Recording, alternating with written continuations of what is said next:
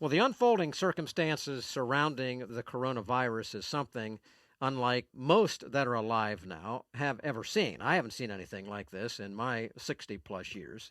Yet plagues and major natural disasters, which have claimed the lives of millions, dominate history. So history is replete with plagues and all kinds of natural disasters. And all of them are unsettling for those who are there at those times. They are times that require, and these are times that require, in my opinion, a fixation on unchanging biblical truth.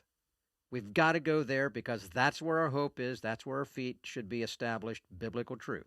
We need to have a firm grasp on our nation's constitutional protections and limitations of the powers of government. And that's why we had Jeremy on to talk to us about that. We have to know what those are.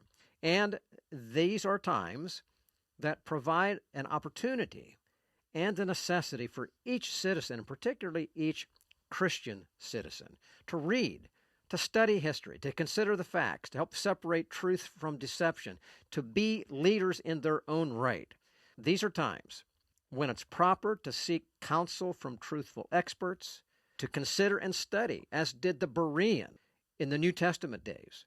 I think there are times to pray for the understanding of the times as possessed by the sons of Issachar in the Old Testament days. So how can we, in simple terms here, put a couple of principles into place? If we say the Bible has the answer for all issues, and it does, we're going to look at a couple of them. Joe, let me go to you first.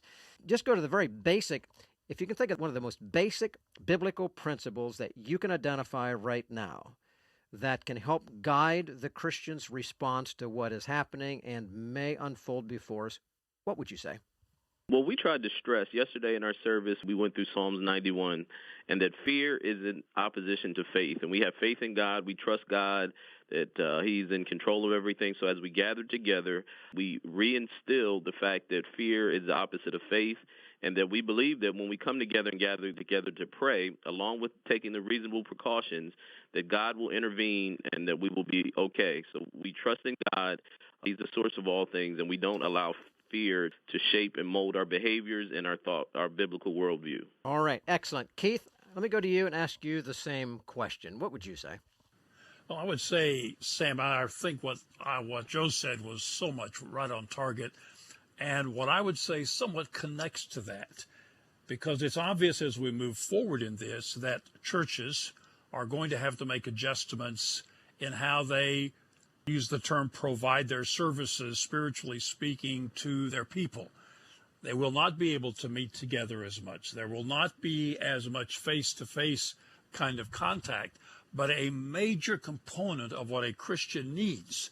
And Hebrews, I think, chapter 10, verses 24 and 25, in the exhortation not to forsake the assembling of ourselves together, suggests that we need one another. There are tremendous one another's in the New Testament.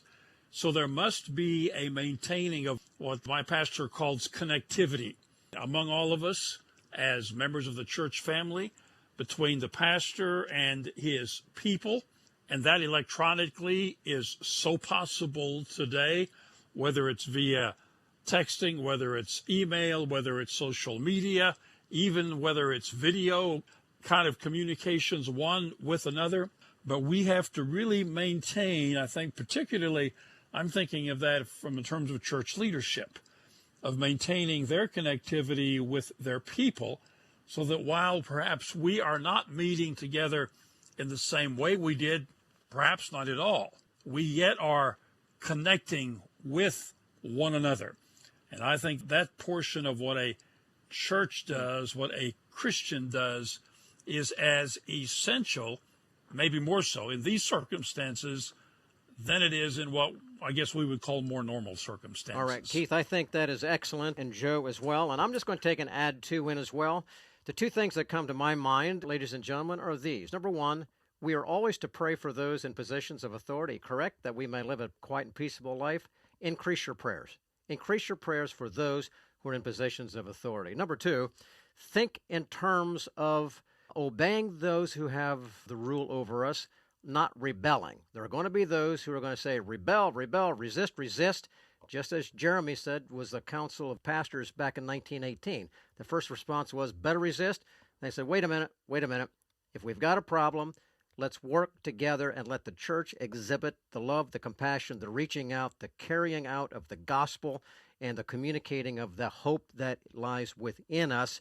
Work on that first. A time may come if you get a government out of bounds, like in China. We're not there yet. We're not talking about that. Let's think in terms of submitting to those in civil authority. They do watch for our souls. Let's bear in mind that question will go on that basis first.